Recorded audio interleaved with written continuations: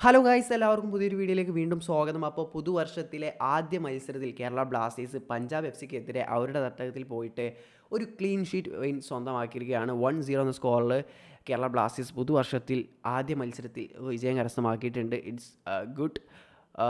എങ്ങനെയായാലും അതുപോലെ തന്നെ ഇന്നത്തെ മത്സരത്തിൽ നമ്മുടെ 9 പേരായിട്ടായിരുന്നു 61 മിനിറ്റിന് ശേഷം നമ്മൾ കളിച്ചിട്ടുണ്ടായിരുന്നത്. 2 റെഡ് കാർഡുകളാണ് മത്സരത്തിൽ ലഭിച്ചത്. ആദ്യത്തെ റെഡ് കാർഡ് ഇറ്റ്സ് ഓക്കെ എന്ന് പറയാം. 2 യെല്ലോ കാർഡ് കിട്ടി, മിലോസ് പോയി.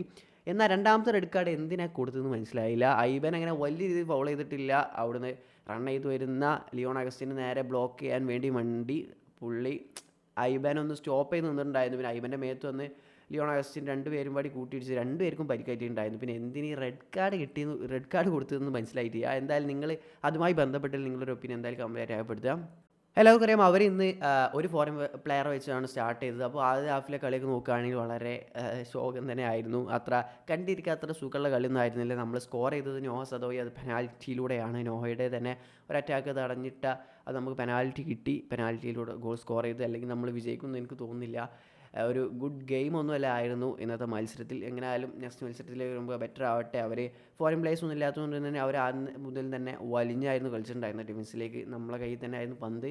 അപ്പോൾ അതൊക്കെ തന്നെ ആയിരിക്കും ഇങ്ങനൊരു കാരണം എന്ന് വിചാരിക്കാം. എന്തായാലും ആദ്യ മത്സരം, ഈ പുതുവർഷത്തിൽ ആദ്യ മത്സരം വിജയിച്ച് തുടങ്ങാൻ സാധിച്ചു. It's good thing.